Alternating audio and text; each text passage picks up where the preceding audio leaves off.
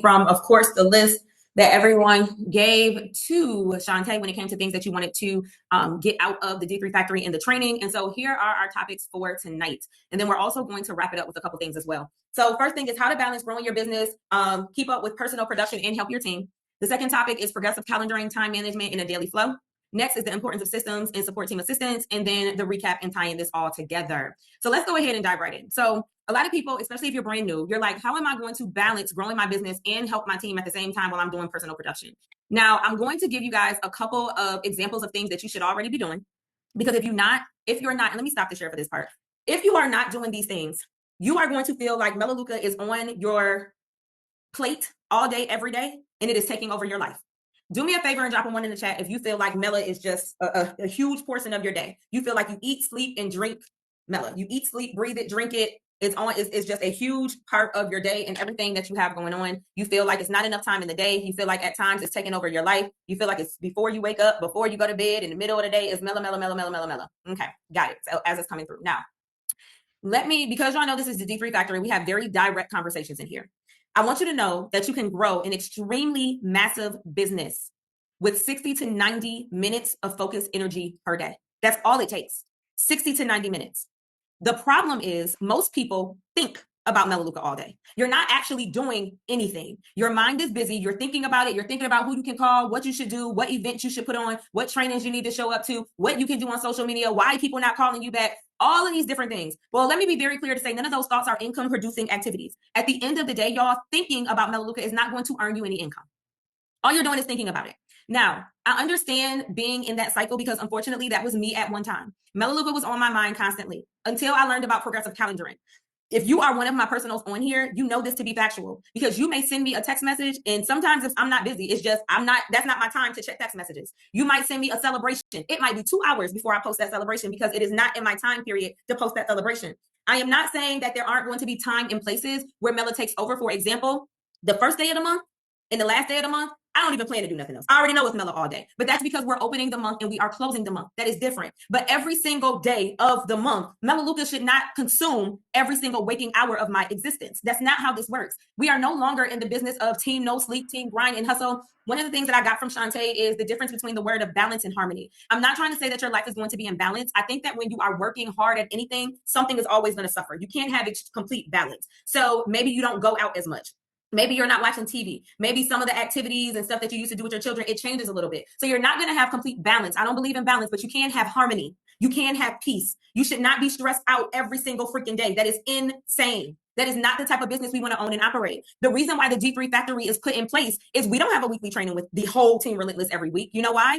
Because we have a team of people that have typically come from the network marketing and MLM industry where they have been run down into the ground. They do not want this to feel like a second job. And we don't want it to feel like a second job. Now, of course, after the D3 Factory ends, I am going to take some of these trainings because they were extremely impactful and powerful. And I'm going to clip and cut some of them up and put them in the guide section of the team page. But we aren't holding all of Team Relentless responsible and accountable to say, hey, you need to be on a training every Friday at 7.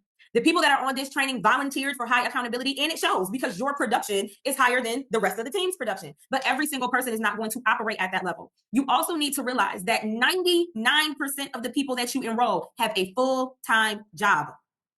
They have a full-time job. Let me say that again. They have a full-time job.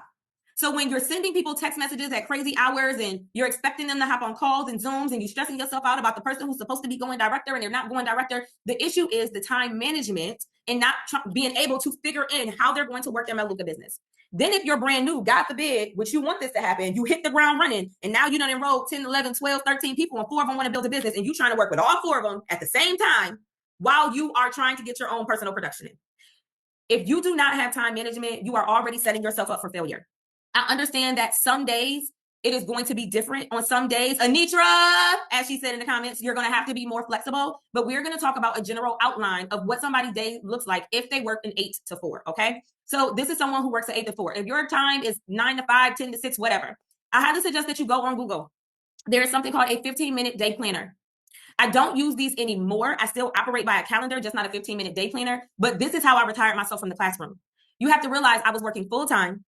I did not have a job that I was working with adults. I had fourth graders in my classroom, which required a lot of my time and attention. At the time, Garrett was 9 years old, somewhere around there, which also required a lot of attention as well. And I was still trying to build my Maluka business to get myself out of the classroom. So let's talk about what that looks like. Oftentimes, y'all make the mistake, and I did too. You overestimate how much you can get done in a certain amount of time, and you underestimate how much time something is going to take. I am so guilty of this. So we have something called paperwork moves in Melaleuca. Y'all know what paperwork moves are, right? I always sit down and say, hey, or I used to in the beginning say, you know what? I'm going to get this amount of paperwork moves done in a couple amount of hours until I did it 1, 2, 3 times. And I realized, Rebecca, it don't take a couple of hours. It take a couple of days. So while you're trying to expect to finish this in a certain amount of time for the amount of moves that you want to do, it's not going to happen. For your follow-ups, for your 3-ways, for whatever you're thinking it is, you think, oh, I'm going to sit down for this certain amount of time and I'm going to be able to get a million things done. And that's not how it works. I need you to take an inventory of your time, okay? Now, when you take an inventory of your time, I do not want you to cut time trying to say you go work your Melaleuca business like when you're at work, knowing doggone well you're at work. If you're at your kids' track meet, I know Christy was there the other day, and I'm not throwing shots because she is amazing. She is extremely organized. She has tons of documents and things of that nature. And the track meet actually ran over. I'm just using this as an example. But if you have stuff scheduled with your children, be present. Yes, you might prospect some people while you're there, but you're not working technically your Melaleuca business. You're at your child's whatever. If you have Bible study, if you have church, that is where you are. Now, is it possible that you're going to talk to 1 or 2 people while you're out and about and at these places? Yes, but that is not focused Melaleuca time. What I suggest you do is print out 7 of these when you first get started, 1 for every day of the week, because every day of your week might be different. Sunday, Monday, Tuesday, Wednesday, Thursday, Friday, Saturday, and Sunday. And I suggest that you take an audit of your time. So on this particular example, this person wakes up and gets dressed and all that other kind of stuff and listens to personal development between 6 and 7, okay?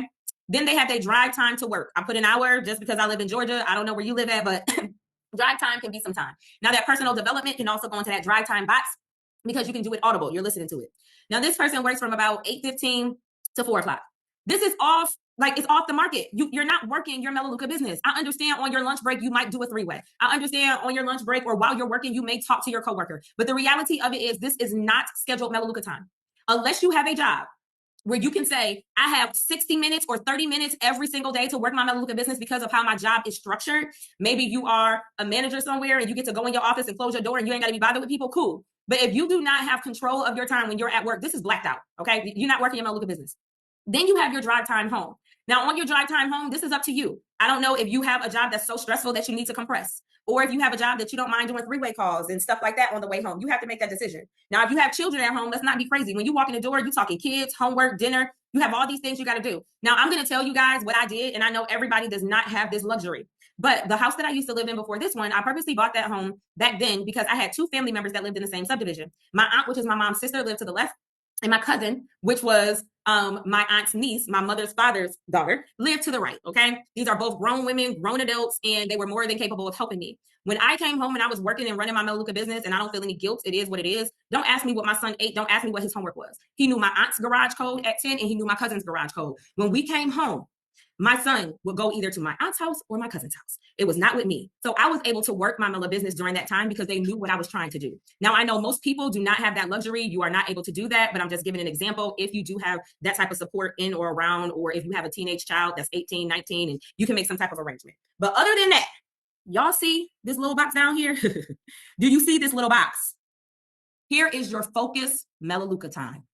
7:15 to 9:15, y'all, that's only 2 hours. That's it. It's only 2 hours. Stop pretending that you have all the time in the world to work your Melaleuca business. You don't. If you take an inventory of your time, you have 2 hours. The average person, the person you're enrolling, the person that has a full-time job, this is all they're working with, okay?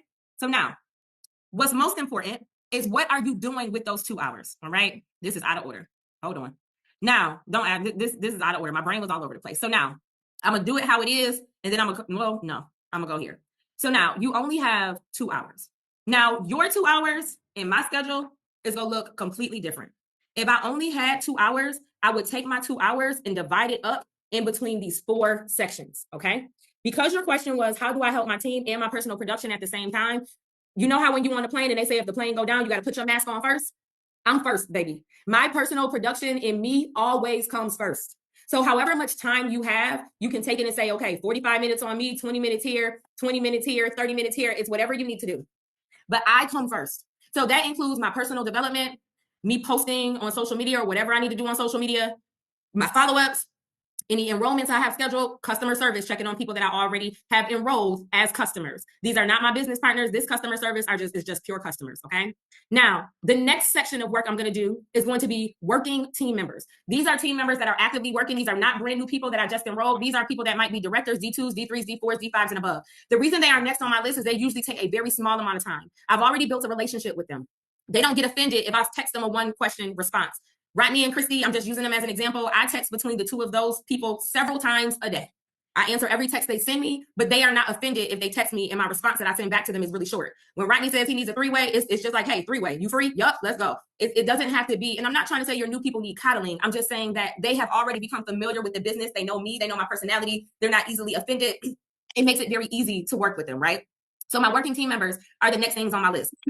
Whether I'm answering questions, responding to text message, doing three-way calls, doing celebration posts, hopping in chats, or etc. Right? So that's the very next thing on my list. After that is the newbies. The reason the newbies for me come after working with my team members who have already advanced to a status is because newbies need more hand-holding. My strategy session might be 15, 20 minutes long. It could turn into 30 minutes, depending on how many questions they have. And if I would have done this first, if it drags on too long, I didn't get to my personal production or my team members that are already working.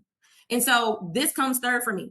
My brand new people who just enrolled, after I added them to the team page, I'm checking in with them to see, hey, did you watch those 3 getting started videos? Are you ready for your strategy session? Did you make your list? Are we going to schedule your launch zone? What questions do you have and what can I do? And then lastly on my list, and not because it's least important, but because this typically happens at night, is Team Relentless as a whole. D3 trainings, the income zone I do every Sunday. Whatever is happening with Team Relentless, it is typically at 7, 8, 9 o'clock at night because we do the things in the evening. So this is kind of how I list my things in order of priority. You're going to have to see what works for you, but this is my list of order of priority. Here's one thing that I need you to understand, and I hope that this doesn't sound selfish. Your personal production always comes first. If you are not doing your personal production, and again, I hope this doesn't sound rude.